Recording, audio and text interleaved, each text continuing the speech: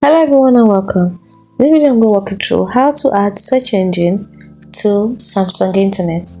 So once you add another search engine, the first thing you do is from the home page, you click on the three lines at the bottom of the screen. At the bottom here, click on the three lines and then click on settings.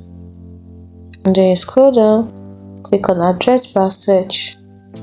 And you can see all the search engines we have here. You have Google, Bing, DuckDuckGo, YouTube, Yandex, AskJive, Yahoo, UK, Ireland. So you want to add more, you can click on add search engine. And then you can see the many search engines we have.